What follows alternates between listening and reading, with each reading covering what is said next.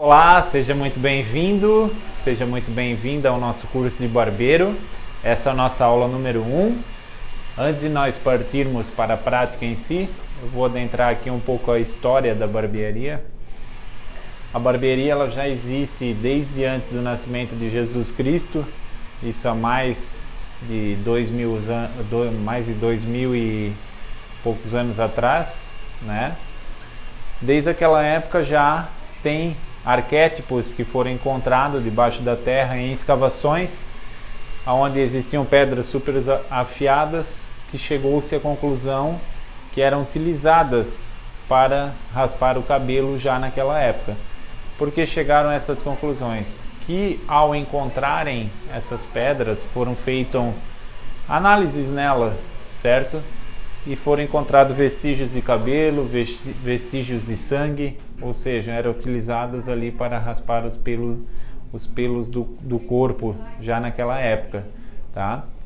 Então a barbearia ela é a profissão considerada a profissão mais antiga da humanidade, apesar de ser regularizada apenas nos anos 1000 na França. O primeiro sindicato da categoria foi neste ano. Esta profissão ela já existe há mais de 1000 anos, há mais de 2000 anos, né? Desde antes ali do nascimento de Cristo. Então a profissão ela foi andando, né? Foi caminhando, e após o nascimento de Cristo continuou.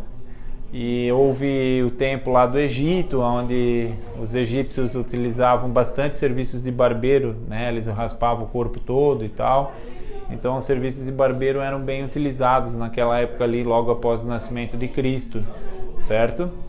A profissão ela foi andando, foi seguindo durante os anos, e houve um tempo onde o barbeiro ele não era só barbeiro, ele fazia pequenas cirurgias dentárias, ele era dentista também, e ele era uma espécie de médico, onde ele fazia também pequenas cirurgias, pequenos estancamentos de sangue, pequenas cirurgias ali que hoje os médicos fazem. Isso o barbeiro também fazia, além de cortar ali o cabelo e a barba dos clientes, tá? O barbeiro naquela época ele era um viajante, ele não tinha um ponto fixo, ele era um viajante.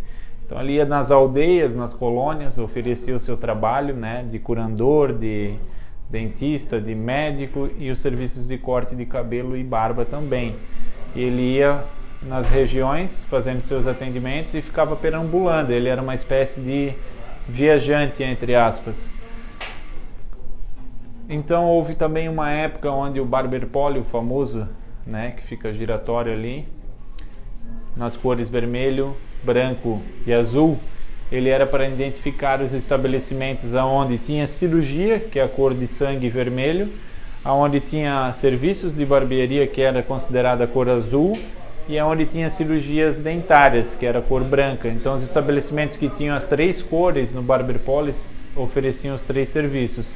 As que só tinham vermelho ou só tinham branco oferecia dentista e cirurgias médicas, e a que tinha o azul era o serviço de barbearia nos estabelecimentos comerciais, isso já um pouco antes ali dos anos 1000. Então, como eu falei anteriormente, ali nos anos 1000, na França, surgiu o primeiro sindicato da categoria, e a profissão de barbeiro, no caso, ela foi regularizada. Então, o barbeiro, a partir daqueles anos ali que foi regularizado na França, ele não podia mais fazer cirurgias, né? Passou a ser os médicos que faziam as cirurgias, e também ele não trabalhava mais com extração de dentes e pequenas cirurgias ali dentárias também. Isso ali nos anos de 1000 na França.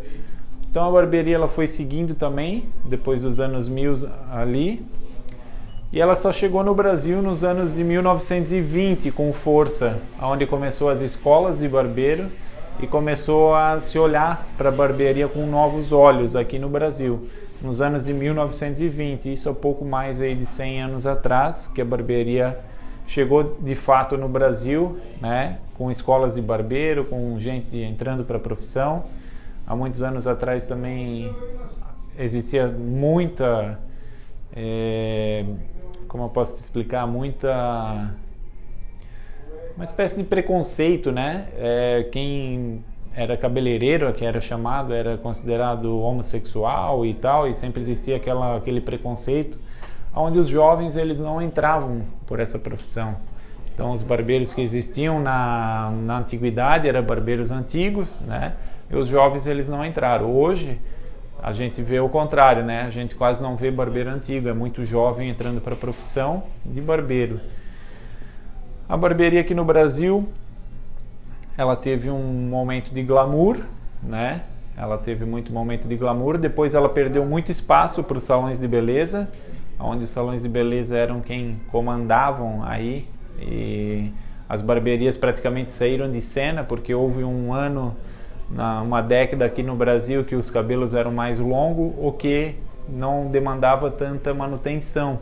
Então os cortes eram realizados ali com uma periodicidade de até 90 dias entre um corte e outro. Isso não dava muita demanda para a barbearia, e a barbearia ela praticamente saiu de cena, dando espaço para os salões de beleza. Então o homem deixou de ter um espaço só para ele. Nos anos de 1920, quando a barbearia chegou no Brasil, para você ter uma ideia, as mulheres eram proibidas de entrar dentro da barbearia. A barbearia era um lugar de negócios, né? As pessoas que frequentavam iam para fazer negócios, para conversar sobre negócios e para ter um momento ali só deles com o profissional que atendia. E as mulheres eram proibidas de participarem dessas conversas, de saberem o que estava sendo conversado ali dentro. Isso gerou muita revolta, né? Algumas feministas e tal, e aquele bafafá todo, né? Como é comum aqui no Brasil. E a barbearia ela continuou seguindo. Como eu falei, perdeu espaço para os salões, e há mais ou menos uns 50 anos atrás, as barbearias voltaram à cena, porque o homem sentiu falta de ter aquele espaço que foi construído lá nos anos de 1920, que perdeu para o salão, e estava se sentindo falta disso. Então as barbearias voltaram com tudo, com espaço exclusivo para os homens, onde o homem se sente à vontade para fazer uma piada, para contar uma história, para falar de futebol, para falar de sexo, para falar de várias coisas, onde não tem outras mulheres envolvidas no meio. Então a barbearia ela voltou com tudo. A barbearia aqui no Brasil ainda está num boom de crescimento, então você está entrando numa hora boa.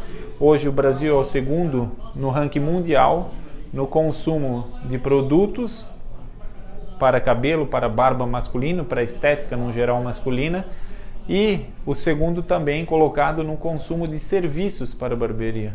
O homem ele passou a se cuidar muito, valorizar a aparência, e a projeção é que até o ano de 2030 o Brasil se torne líder mundial, ou seja, o primeiro no mundo a consumo de produtos e serviços do ramo da barbearia. Então, só para você ver o tamanho do potencial do mercado que você está entrando. Apesar de muita concorrência, ainda a barbearia ela é considerada um oceano azul com várias oportunidades que ainda não foram descobertas, né? Que podem vir a ser agregadas nesse mundo da barbearia. Então, essa foi uma pequena história, introdução dos momentos atual que estamos vivendo. E também falar para você que você está entrando num mercado que dificilmente vai se acabar. Tem muita projeção para crescimento ainda até o ano de 2030. E depois o Brasil vai se tornar o líder mundial, como eu falei, em produtos, no consumo de produtos e também no consumo de serviços da barbearia. Então essa foi a nossa primeira aula, e a partir da próxima aula a gente começa com a prática. Que a barbearia é isso, ela é mais prática, né? Ela não tem muita teoria, não tem muito o que falar. Mas essa foi a história aí da barbearia. Muito obrigado pela tua atenção e até a próxima aula.